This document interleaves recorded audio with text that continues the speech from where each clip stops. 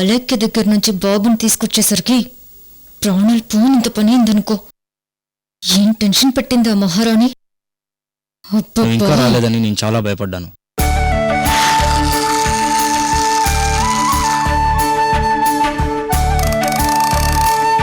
సూర్యుని ఇంకా ఇక్కడే ఉంచడం ఎందుకు? ఏదో ఒకటి చెప్పి పంపించేక. నేనెంత చెప్పినా వినలేదు. బాబుతో ఆడుకోవాలని ఇక్కడే ఉన్నాడు.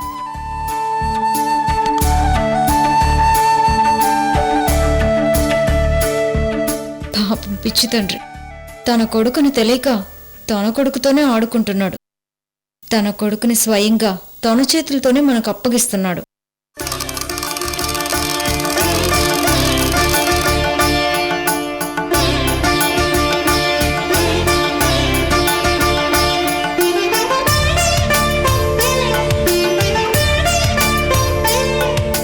పాపం ఇలాంటి పరిస్థితి ఏ తండ్రికి రాకూడదు. పాపం సూర్యనారాయణ.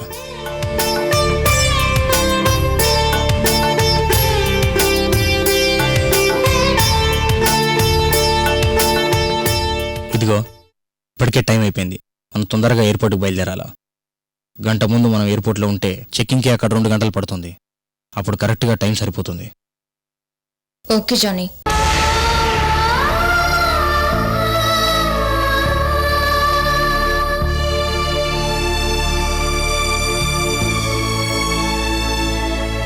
పిచ్చి సూర్య, నువ్వే నీ చేతులతో నీ కొడుకుని మాతో ఆస్ట్రేలియాకి పంపిస్తున్నావు.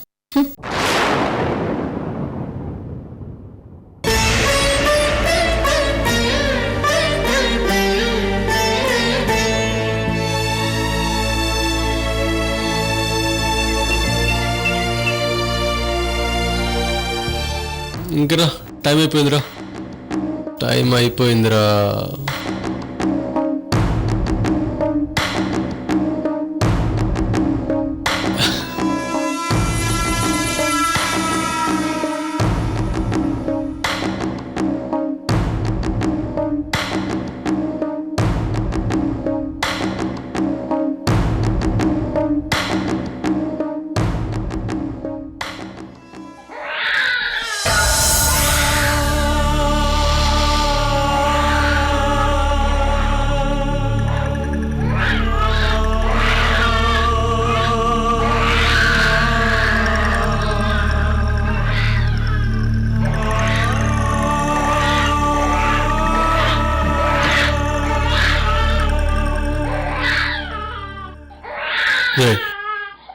నువ్వు వదిలి వెళ్ళిపోతున్నావా?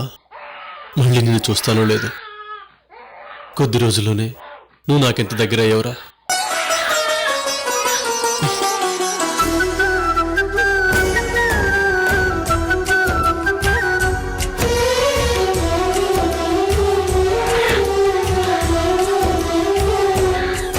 నువ్వు ఎవరి ఎదలో పూల ఋతువై ఎప్పుడు వస్తావు?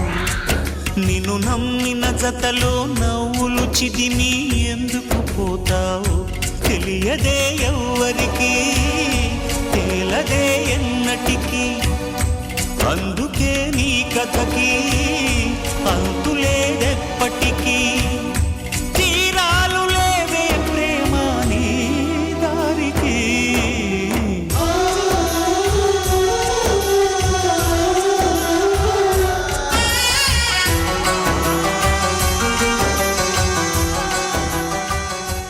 సూర్య గారు, మీరు మా బాబుకి ఈ కొద్ది రోజుల్లోనే మాకంటే ఎక్కువ దగ్గరయ్యారు. కన్న తండ్రిలా చూసుకున్నారు. మేమే మీకు చాలా థ్యాంక్స్ చెప్పాలి. వీడితో ఆడుకోవాలనుకున్నప్పుడల్లా వీడిని నాకు ఇచ్చినందుకు నేనే మీకు థ్యాంక్స్ చెప్పాలండి. మీలాంటి మంచి వ్యక్తి మాకు మళ్లీ దొరకడం కష్టం సూర్య గారు. మీకు మేము చాలా రుణపడున్నాం. అసలు మా బిడ్డని మేం తీసుకెళ్తున్నట్లేదు, మీ బిడ్డని మేం తీసుకెళ్తున్నట్టుంది. నా కొడుకు ఎక్కడున్నాడో ఏమో గాని అచ్చం వీళ్లాగే ఉండేవాడేమో. అందుకేనేమో వీడు నా మనసుకు చాలా దగ్గరయ్యాడు. మరి మేము బయలుదేరుతాం సూర్య గారు. Okay sir.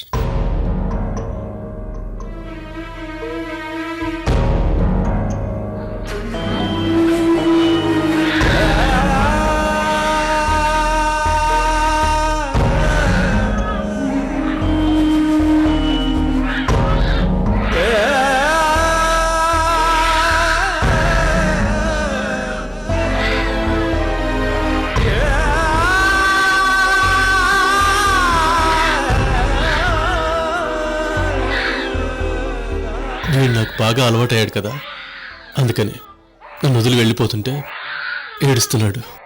అవును సూర్య గారు, ఇక బయలుదేరుతాం సూర్య గారు.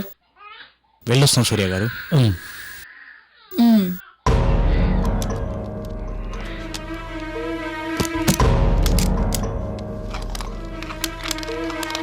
నా కన్న కొడుకున్నా వీడి మీద కంటే ఎక్కువ ప్రేమ ఉండేది కాదేమో.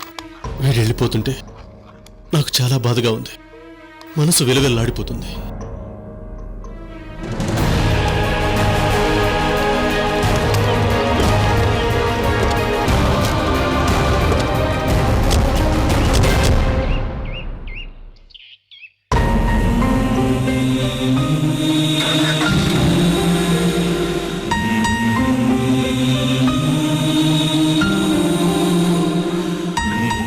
రాజు, కార్ పోనీ అమ్మా.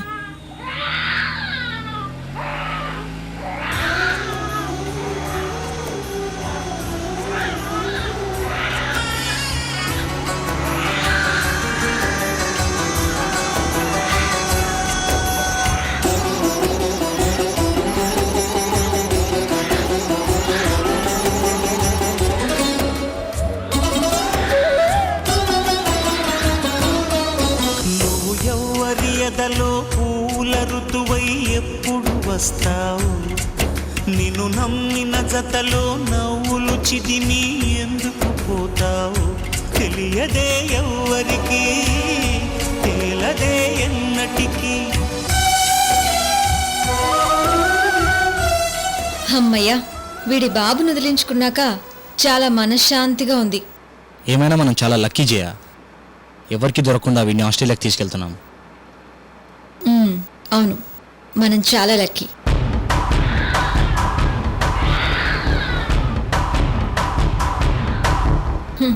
అమ్మకేమో మనం డూప్లికేట్ తల్లిదండ్రులమని తెలీదు, నాన్నకేమో మనమే ఒరిజినల్ తల్లిదండ్రులమని తెలుసు. అమ్మకేమో సూర్యనారాయణ కొడుకని తెలుసు, నాన్నకేమో తన కొడుకేని తెలీదు. ఇన్ని ట్విస్టుల మధ్య మనం వీడిని ఆస్ట్రేలియాకి తీసుకెళ్లడం అంటే మామూలు విషయం కాదు. కరెక్ట్ జయ, మామూలు విషయం కాదు.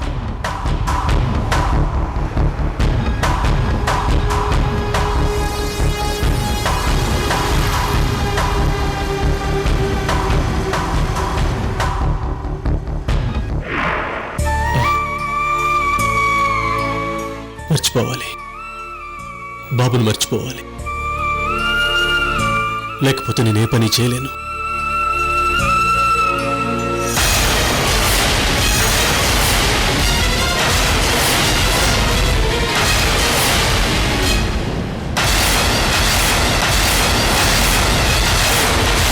ఆ సూర్యనారాయణ ఎట్టి పరిస్థితుల్లో కూడా కోర్టు మెట్లు ఎక్కడానికి వీల్లేదని అలేఖ్య మేడమే మా చేతి ఇదంతా చేయించారు సార్.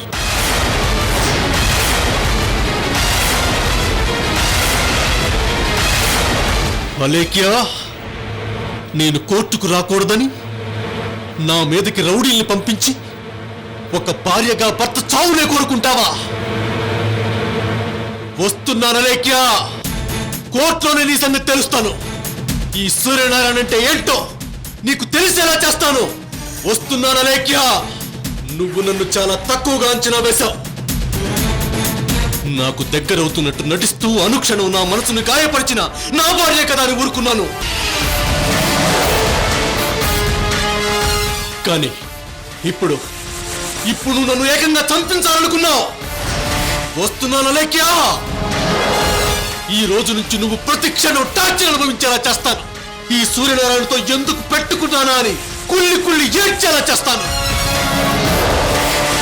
నా విశ్వరూపం ఏంటో నీకు చూపిస్తాను.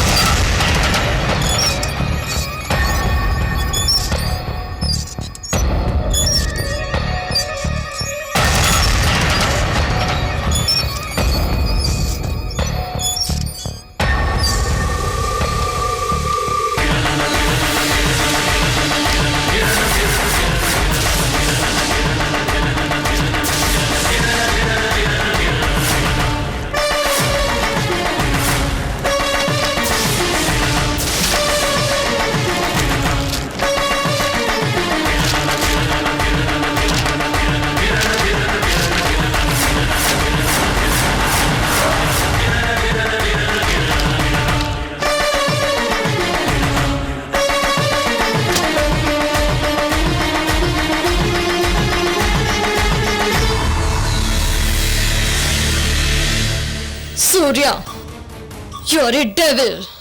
You're a cheater. భార్య నరకం అనుభవిస్తుంటే అది చూసి ఆనందించి నరరూప రాక్షసుడివి నువ్వు. నిన్ను తుడిచేస్తాను, నీ గుర్తులన్నీ తుడిచేస్తాను. ఎస్.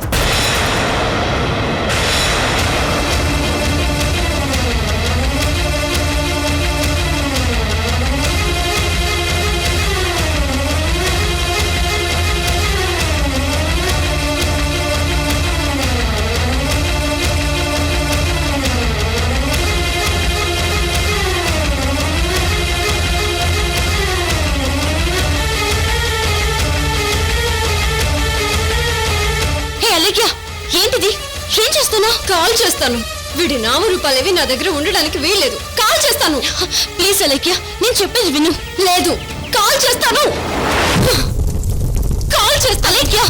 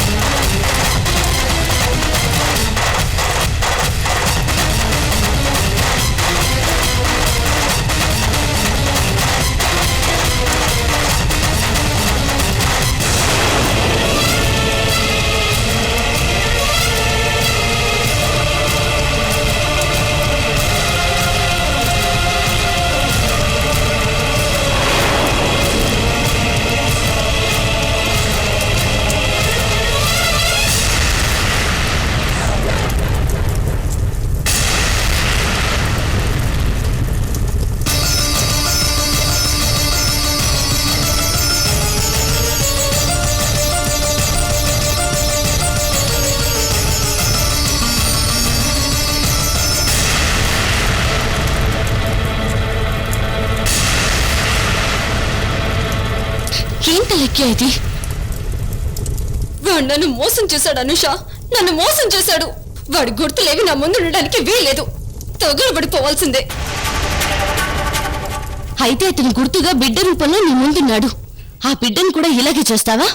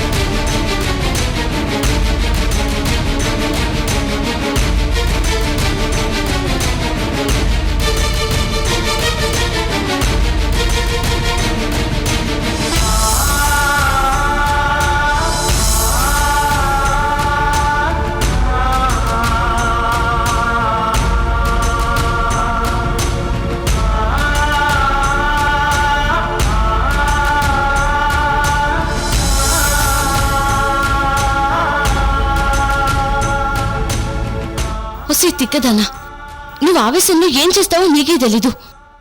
నువ్వు ఫోటోలు కాల్చేసినంత మాత్రాన అతని రూపం నీ ముందు లేకుండా పోతుందనుకున్నావా?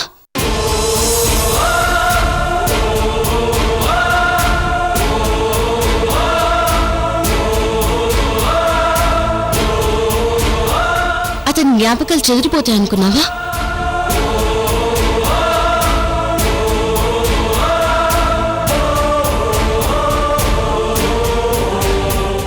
మనం మర్చిపోవాలనుకుంటే మిత్రుల కంటే శత్రువులు ఎక్కువగా గుర్తొస్తారు.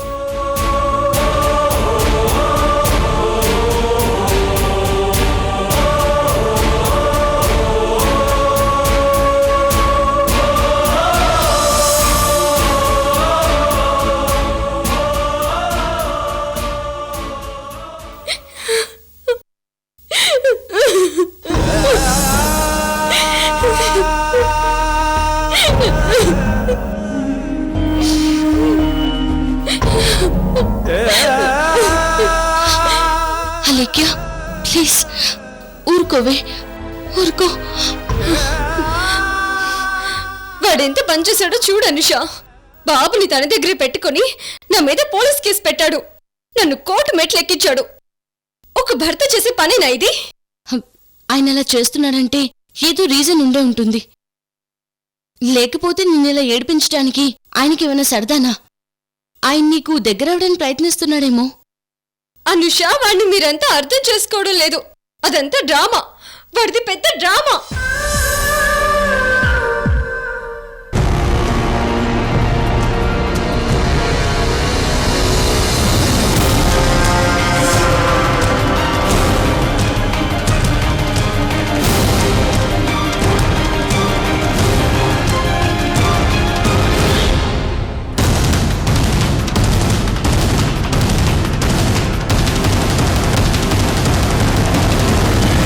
అలేఖ్య, నీ మాట నీదే కానీ మా మాట అసలు పట్టించుకోవా? నాకు నీలో తప్ప నీ భర్తలో ఏ లోపాలు కనిపించట్లేదు. ఏంటి నువ్వు అంటుంది? నాలో లోపాలున్నాయంటున్నావా? అవునే, ఆయన ఏం చేసినా నీ మంచి గురించి, నీ బిడ్డ మంచి గురించి ఇదంతా చేస్తున్నాడని నేను శ్రీకర్ అర్థం చేసుకున్నాం. నువ్వే ఆయన అర్థం చేసుకోవట్లేదు. అనుష, అతని గురించి నీకు తెలియదు. నా పెళ్ళప్పుడు నువ్వు శ్రీకర్ ఇద్దరు లేరు. అందుకే మీ ఇద్దరికి అతని గురించి తెలియదు. ఐశ్వర్యకి తెలుసు కాబట్టి అతన్ని ఇప్పుడు అసహించుకుంటుంది. అతను అసలు క్యారెక్టర్ లేనివాడు. Doctor Anusha, H58, Madhura Nagar, Hyderabad, 5,38,000.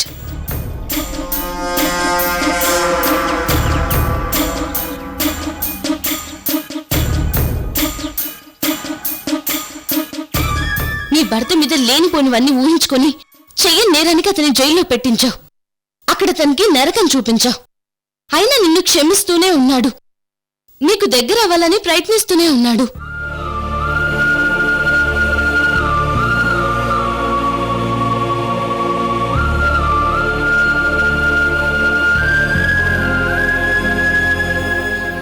అన్నీ నీ పాయింట్ ఆఫ్ వ్యూలోనే ఆలోచిస్తావు కానీ కనీసం ఒక్కసారైనా అతని వైపు నుంచి ఆలోచించావా?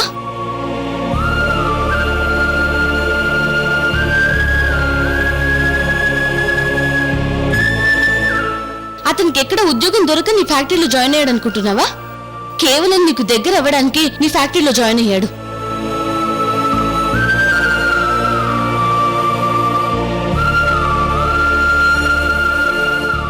ఒక భర్తగా నీకోసం అంతలా పరితపించిపోతున్నాడు. బిడ్డను తన దగ్గరే ఉంచుకొని నీ మీద కేసు పెట్టడానికి కారణం ఏమై ఉంటుందా అని కొంచెమైనా ఆలోచించావా?